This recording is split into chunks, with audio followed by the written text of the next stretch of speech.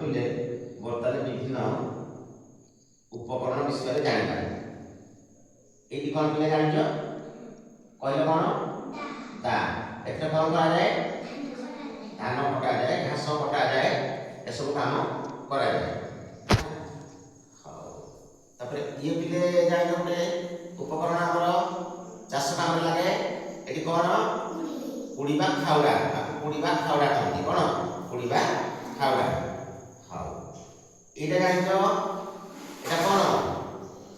ଲଙ୍ଗଳ। ଏଥିରେ ହଳ କରାଯାଏ। କ'ଣ? ହଳ କରାଯାଏ। ହଉ, ଠିକ ଅଛି। ଏଇଟା ପିଲେ ଜାଣିଛ କ'ଣ?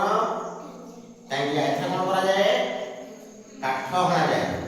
କ'ଣ କରାଯାଏ? କାଠ ହଣାଯାଏ। ଏଇଠି ପିଲେ କ'ଣ ଜାଣିଛ? ଏଇଠି ହଉଛି କ'ଣ? ସଂଖ୍ୟା ଚକ୍ର। ଏଠି ହଉଛି ସଂଖ୍ୟା ଚକ୍ର। ମନେ ରଖିବା ସଂଖ୍ୟା ଚକ୍ର। ପିଲେ ଏଇଟା ସବୁ ଜାଣିଥିବ, ତମ ଘର ମାନଙ୍କରେ ସବୁ ଥିବ। ଏଇଟା କ'ଣ? ବେଲଣା ପିଢ଼ା।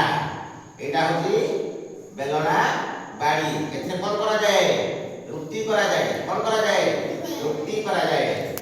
ଜାଣିଲ? ବାସ୍। ଏଇଟା ପିଲେ ଆଜିକାଲି କିଛି ଆଉ ଦେଖାଯାଉନି, ଆଗଟା ଥିଲା। ଏଇଟା ହଉଛି ଢିଙ୍କି। କ'ଣ? ଢିଙ୍କି।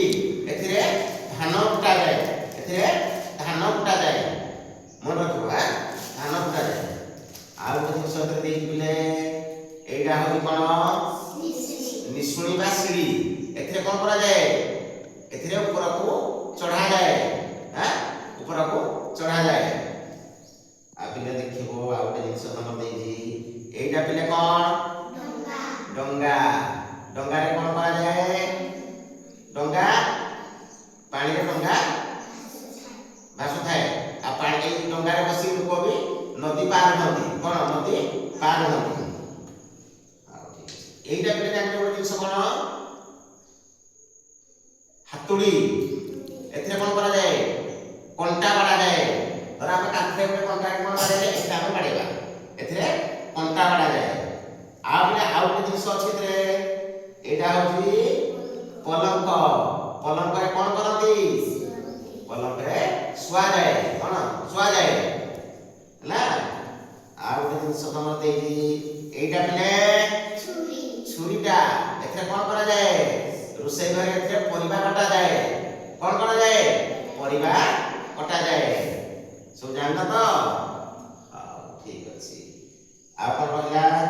ସବୁ ତ ବୁଝିଲ? ହଉ, ଠିକ ଅଛି। ମନେ ରଖିବ ସବୁ। ହଁ, ଲଙ୍ଗଳ କଥା କହିଲି। ଇଏ ବି ଗୋଟେ ଲଙ୍ଗଳ। ଏଇଟା ଲଙ୍ଗଳର ଇସ। କ'ଣ? ଲଙ୍ଗଳର ଇସ। ଲଙ୍ଗଳରେ ଗୋଟେ ଇସ ଲାଗିଥାଏ। ଏଇଟା ହେଉଛି ଲଙ୍ଗଳର ଇସ।